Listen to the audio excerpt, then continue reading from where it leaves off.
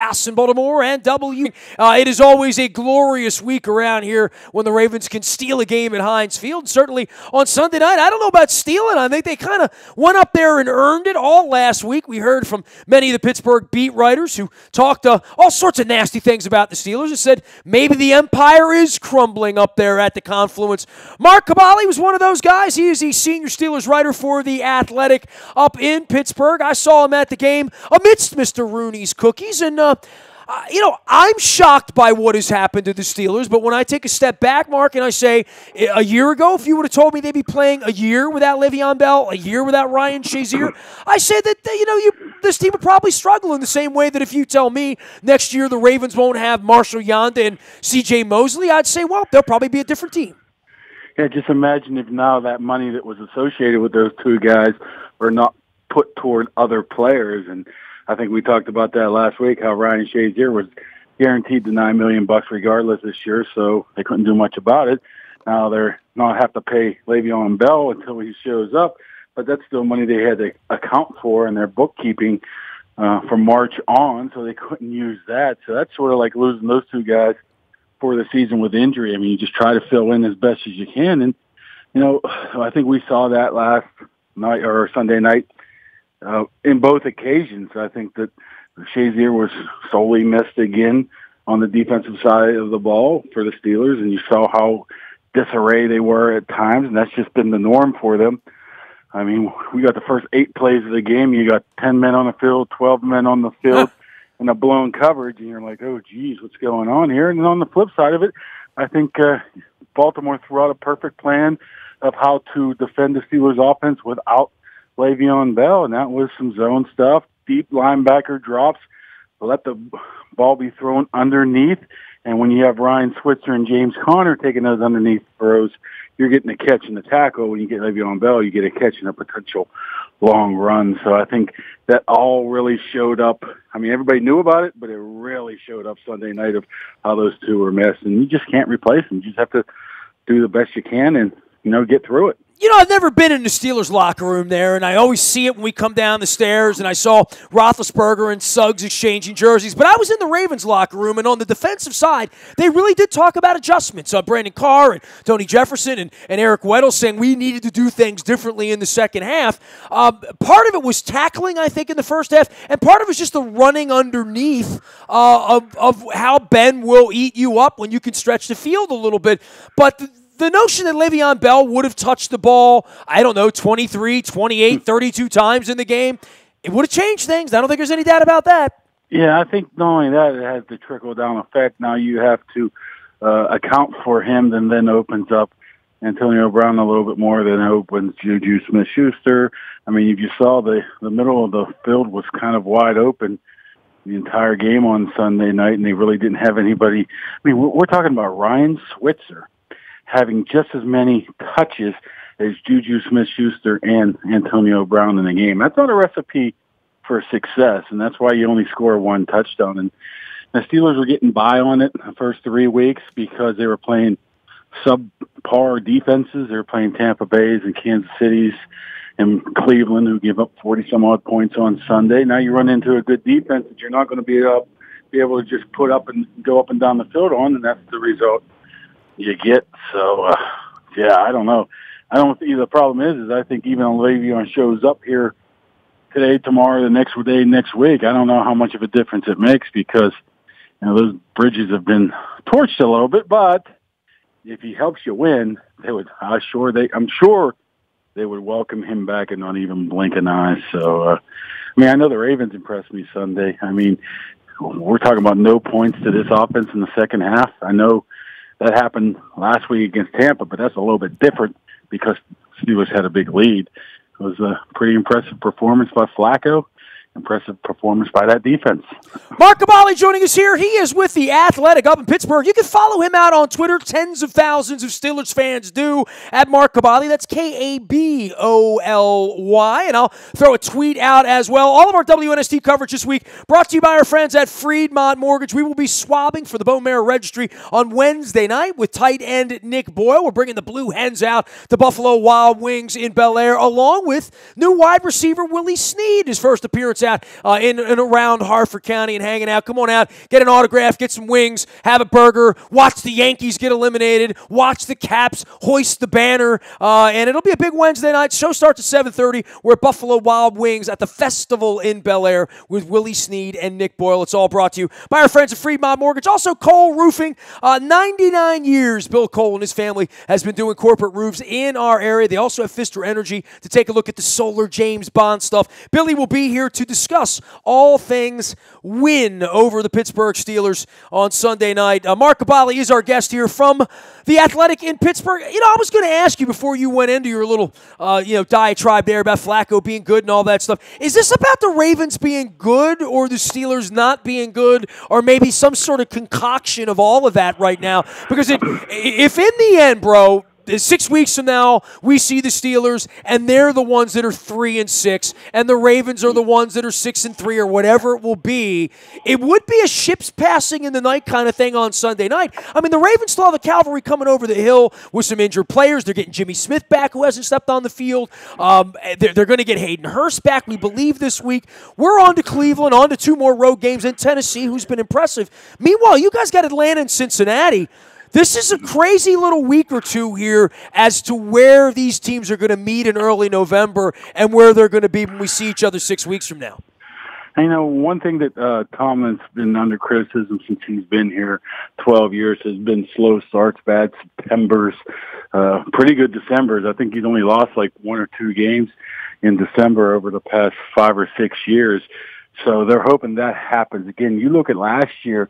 Through 5 games last year, the Steelers were 3-2 and just got beat by the Jaguars like 42-7, and they end up 13-3 in that season and winning the division. You go back 2 years before that, they were 4-5 at one point, win 9 straight, advance to the AFC Championship game. So it's kind of hard. I mean, this team still is talented. They still got the players, but so I think it's very difficult to just say they're done right now. It doesn't look good. I mean, this probably looks worse than those years prior because the defense, and you saw the defense on Sunday night, they just didn't. I mean, they didn't play well, but that's how they've always played. So I don't know. They don't have any great players, right? I mean, Hayward running around fine. Picks, though. What? Okay. They got all first and second round picks. 8 of the starters on Sunday night were either first or second round picks. So who is their best player on defense right now after watching them run around for a month? Probably Joe Hayden. And he didn't even he came in the back door. Yes, he's 29 years old. After that, you just throw it against the wall and see what sticks. It's nobody in the corners. There's not anybody in the secondary. I guess Cam Hayward would be up there, Stephon Tuitt, but he's struggled unbelievably this year. And other than that, Bud Dupree, a former first-rounder, was highly disappointing. T.J. Watt had a huge start to the season, 3 sacks, and Cleveland hasn't done much since then. So that's the issue. They got a lot of money, draft picks invested in this defense. And actually, they got the money and draft picks invested in the defense. It's hard to move on from that because you got those guys locked up at a pretty decent salary for 4 years, sometimes 5 on the offenses where they throw all their money at. You're not going to dump people like Roethlisberger, Antonio Brown, some of the offensive linemen, because then all of a sudden you're accruing dead money. That's the biggest issue, I think, with the Steelers. If this is the end, the start of the downward spiral, I don't know what you do to get out of it because there's nothing they can bring off the bench can help, and I don't think there's anything you can move on from in the off season because they just got draft picks, money tied up into a lot of critical positions. So they're going to have to.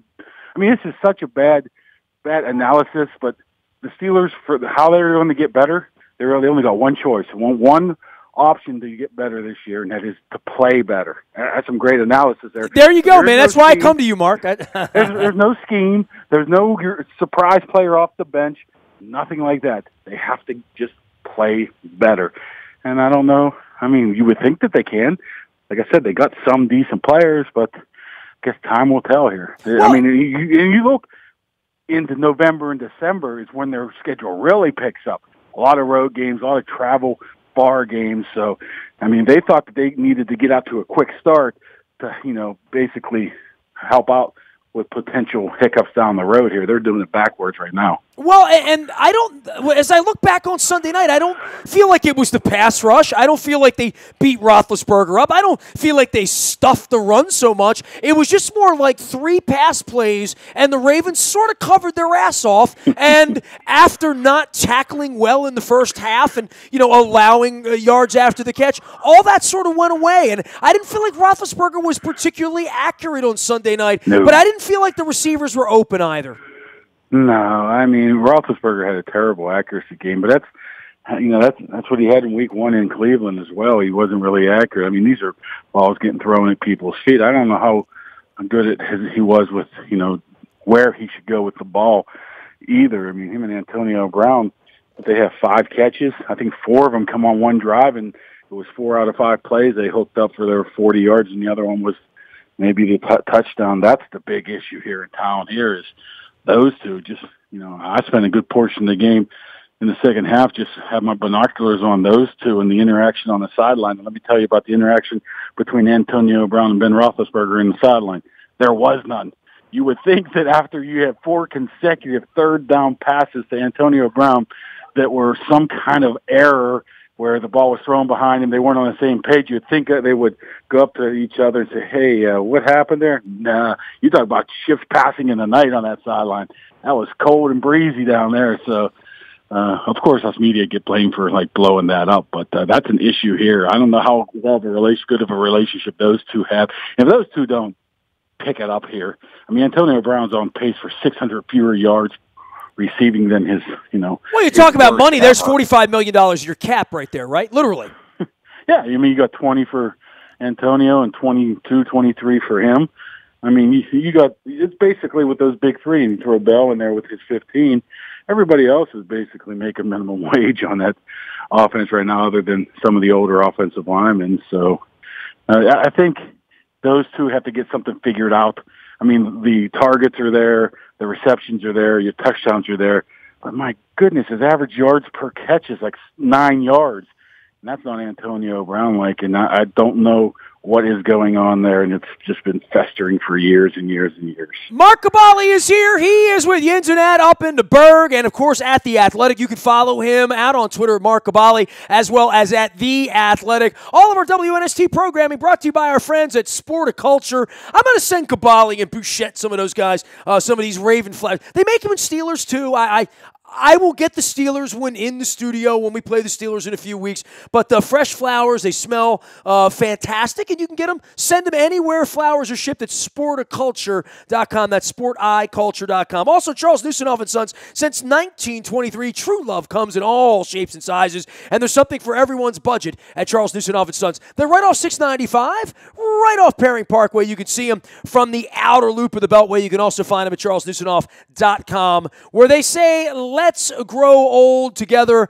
The Lee Tessier team, that's Baltimore's premier realty team and the folks that I trust with my real estate transactions. I put my place on the market with over 50 years of experience helping buyers and sellers just like you. Lee Tessier and his team will keep it together for you. You don't have to do a lot of thinking about it.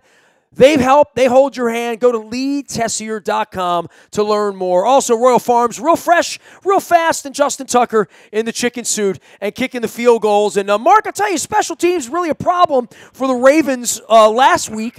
Now you look down, you see field goal, field goal, field goal. Flacco began his postgame, not with a tirade, but certainly with Michelle Tafoya on NBC, that how disappointed he was that they didn't finish drives because the offense was kind of flowing like a spigot. I don't know that you've seen anything like this Ravens team. This is a better version of the Ravens, and I think you left the stadium feeling that way on Sunday night. Yeah, absolutely. I mean, at that point, I think you're just nitpicking if you're saying we're not finishing drives in that fourth quarter or second half because what did they do? 14 plays, 12 plays. They just held the ball, grinded it out, made them tired, and got ahead when they knew it. At that point, you just try to win the game any way possible. But I'm sure the Steelers are saying the same thing if they actually were present in the locker room after a game and said more than 4 words, but that's a different story. But they had 2 field goal drives that they thought that they could probably turn into touchdowns as well. But, I mean, it has to be a great weapon to have a guy like Tucker when you get to the ball, you get the ball to the 40-yard line, you're like, okay, we at least got 3, so let's move on from here.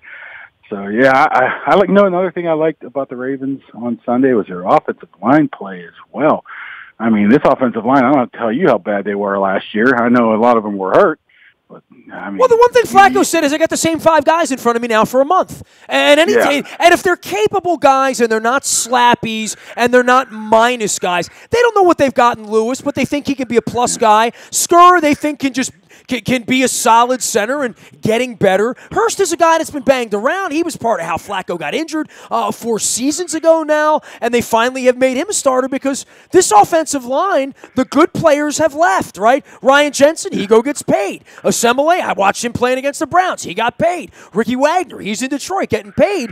Replacing those guys is not easy to do, but more than anything, you have to have continuity. You can't have injuries, and you have to have guys you believe in, and you think that guy will be better in Week 10 than he is in Week 4, and if he is, we'll be a better football team. So what would you say if I told you the Steelers had the same offensive line for 4 straight years now, and they had 19 yards rushing on Sunday night? Well, I'd say you have an aging offensive line, which I think we saw in Cincinnati a couple of years ago, right? Then they tried to blow it up all at once, and their quarterback got killed last year. And Flacco's been a little bit under that the last few years, but Flacco has not come into Pittsburgh with these kind of weapons since he had Bolden, since he had Rice, since he had a young and healthy Pitta. This is the best complement of skill position players that Joe has had to work with here recently. Yeah, you know what, and it's interesting with the offensive changes they've made of the West Coast type of play, the quick throws. I mean, that has to help Flacco out tremendously because the Steelers really didn't get near him very much. And when you got 2 defensive linemen like Tuitt and Hayward that could create havoc, I mean, getting the ball out quick is imperative. But what I like what they did was they dusted off the old Flacco a little bit too, 7 sets drop and let's heave it down the field because we know the Steelers can't cover anything deep this year. I think they're up to 10 or 12 now passes of 30 yards or 40 yards or longer. And obviously the Ravens recognized that, and that was probably the key of the game. The John Brown catch that was the touchdown and the one that was 75 yards. That, you talk about a big play in the game. If Sean Davis doesn't create a fumble at the 1 yard line, Baltimore might win that game 47-7 or something like that. So that was a big play on the Steelers. But I like how they threw the ball deep. I like if Crabtree could just hold on to the ball a little bit. I mean, he would be a top 10 receiver. I like Willie Snead from last year. I don't know what happened to him in New Orleans. And of course, John Brown with that speed. Like you said, I mean, I don't have to tell you guys, the weapons are a lot better for Flacco this year. And that's funny how the quarterback plays a little bit better when you got better weapons around him. Well, is your vibe here that this thing's going to get worse for the Steelers? I mean, you've been around this a long time. How many years have you covered the team, Mark? 2003 was my first full-time year. The last time they were under 500. All right, so 15, 16 seasons here. Is this dark a period where guys are hiding in the locker room and, and you're taking side swipes at them because they're hiding in the locker room? I mean, that doesn't sound like what I've become accustomed to hear about with the Steelers, and it sounds like Tomlin's got his hands full, Roethlisberger has his hands full, Antonio Brown has his hands full, Le'Veon Bell's not coming back, Shazier's not coming back. I mean, they are what they are right now, and to your point, they've got that within them, but it doesn't feel that way right now. It feels like they got their ass kicked Sunday night. I think some of the problem is they're getting a lot of criticism right now, and their worst enemy has been social media because they listen to the chirping by the fans. You know how fans are. Fans are fans. You lose to Baltimore, guess what? You're going to get a lot on your timeline saying you're terrible, you should quit, you should give your money back, we hate you. I mean, you know how that thing goes. You just have to not pay attention to it. Social media is an evil, evil word when it comes to professional football players who've just lost to the Ravens and are 1-2-1 right now. And I think they listen to it.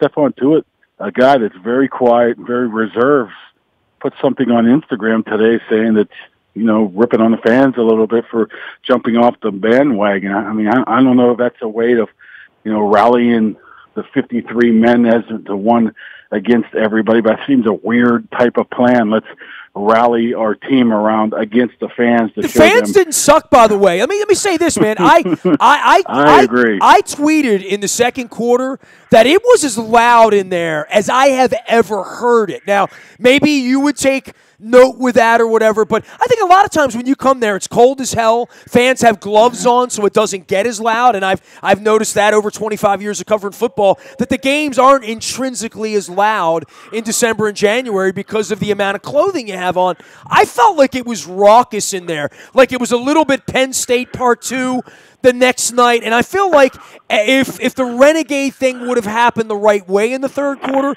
that place was ready to explode on Sunday night, I felt. Yeah, the Renegades almost played out now. People don't really buy that anymore, especially with this defense when you're giving up 30 points a game and 500 yards total offensive game. You play Renegade and you roll the eyes a little bit there. But, the noise was up there late in the first half when they tied it at 14, but then you think about that third quarter. It was kind of quiet in that place, and that's when Baltimore was putting together some of those, 3rd and 10, 3rd and 2 conversions, 3rd and 4s, and just kept moving the chains, keeping the ball. And it seemed like to me that the fans were just waiting for the shoe to drop, waiting for the long pass, waiting for the collapse of the defense, because what they've seen here, you don't have to tell you, this is a defensive-minded team area. They still live in the 70s. They still think the Steel Curtain's going to be there. They still think Joey Porter is going to fight Ray Lewis on the bus or something like that. And that's just not the way this team is.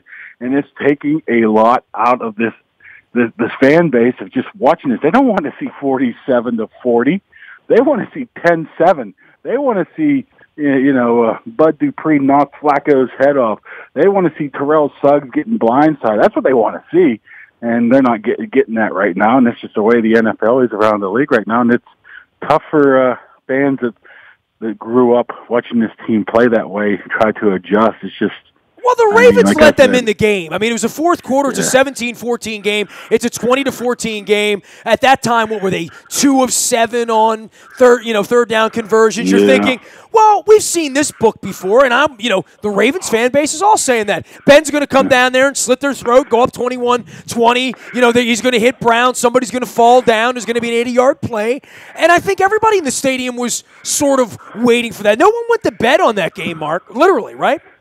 Yeah, but the thing is over the past 3 or month, everybody's been waiting for that Ben to A/B hookup where you're like saying, he just did that? How did this happen? Everybody knew it was coming, and he still did that, and it's just that has not happened this year yet. So I think that's another thing that the fans were thinking about. Trust me, this is not a good time to be a Steeler fan here, because if you just follow the Twitter feed, and here I go again in social media. There was a fire Tomlin, fire Butler, get rid of Tom Bradley, get rid of Joey Porter tweets,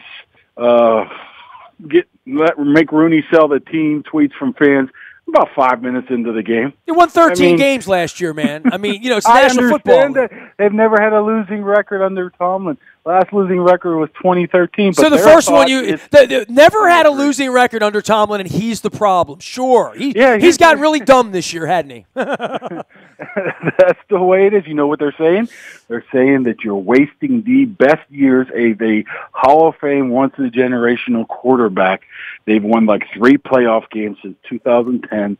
They've been to 2 Super Bowls, only won 1. These are generational players in Brown, Bell, and Roethlisberger, and you can't win. You haven't been to the Super Bowl since 2010. I don't care what you do in the regular season. You can't get to the Super Bowl. You can't win with this talent.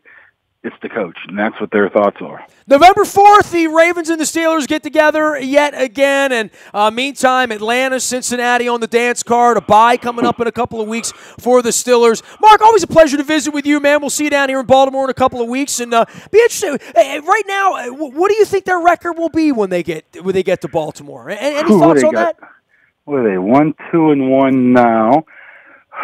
Atlanta, Cincinnati, and Cleveland. They only have 3 games because they have a bye in there the week of the 21st. Here's the thing about that is they own Cincinnati and Cincinnati. I couldn't even tell you the last time they lost in Cincinnati, so you have to like your chance there, even if the Cincinnati is, 4-1 by that time. Atlanta's secondary is god-awful, so you should be able to put some points up on there. And Cleveland at home, I wouldn't be shocked. If they're 4-2? 4-2-1? I wouldn't be shocked if they're 4-2-1. at that point. But you know what? I probably wouldn't be shocked if they were 5-1 at the time as well, or whatever it is. But I don't think this team's dead quite yet because there's just been too much history with the coach, with the quarterback, with these players that got off to slow start and been able to turn it around. I mean, like I said, in 15 they were 4-5, and they just got lost to the Dallas Cowboys. I don't remember the fake spike play. I remember that. I remember that game. I remember where I was when I watched that game. Yeah. Yeah. Then Elliott scored with like a minute left on an 80-yard run or something. They went to 4-5. They won 9 straight, including a playoff game in Kansas City before losing the AFC title game to the Patriots. So I'm not quite ready to write them off completely yet. All right, well, get Le'Veon Bell on the hotline. 3 games, as all the Steelers have. He ain't coming. All right, one thing we know is he won't be for the Baltimore game because the earliest that guy will ever show up is going to be November 13th. So I think you guys, regardless of what happens, will miss him all completely this year. Well, I will call you Halloween week. We'll have some pumpkin spice together, and we'll see if the Steelers are scary or not, all right? All right, Nestor. Mark, always a pleasure. Mark Kaboly joining us here from The Athletic in Pittsburgh, Pennsylvania. He's covered the Steelers for 16 seasons now, and you can follow him out on Twitter at Mark Kaboly. That's Kaboly, with a great Pittsburgh accent and great insights. I love the Pittsburgh media guys, man. They come on, and we go at it. We a lot of knowledge on that side, as well as a lot of history there with Pittsburgh and Baltimore. So bring them down here November 4th. Meantime, the Ravens are headed on to Cleveland, as they say. We're on to Cincinnati. Not yet, anyway. Nashville next week as well. All of our WNST programming brought to you by our friends at Strategic Factory. This is one of our new sponsors here. If you're at the Ravens games, you see the Strategic Factory stuff going on. I'm here to tell you more about them. So they do hats like this and shirts like this and signs like my defense signs, but they do it all under one roof out in Owings Mills. Commercial printing, yes, but they've got an integrated agency there now, and they have all sorts of things. If you want to market, you need Strategic Factory for the strategy. 443-548-3500 or find them at strategicfactory.com. I toured their facilities a couple weeks ago. Pretty cool thing going on out there, and I'll be telling you more about it. Also, our friends at the Modell Lyric. I got Steely Dan next week. John Mayer coming in on Sunday night for the benefit at the Kimmel Cancer Center. Learn more at modell-lyric.com. There is magic at the Modell Lyric. Anything you miss here, you can find out in the buyatoyota.com audio vault 24 hours a day from anywhere in the world on your mobile device by downloading the TuneIn radio app. We do come in crystal clear from anywhere in the world. Our morning newspaper ships digitally to your email inbox free of charge each and every morning at 7 a.m. It's all brought to you by Planet Fitness at planetfitness.com, where it's still $10 a month to get in the best shape of your life. The Maryland Jockey Club also sponsoring WNST. We got the Maryland Million racing on the 20th of October down at Laurel Park. We hope to see you down there for that. We'll be telling you more about that, chasing down some folks down at Laurel Park to tell us about the Maryland Million. Nasty at WNST.net finds me. I am on Facebook, Twitter, LinkedIn, Snapchat, Instagram, streaming live on our Facebook Live as well as our YouTube WNSTV channel when the software's not wonky. We are WNST.net, AM 1570, and WNST Towson, Baltimore, and we never stop talking Baltimore sports.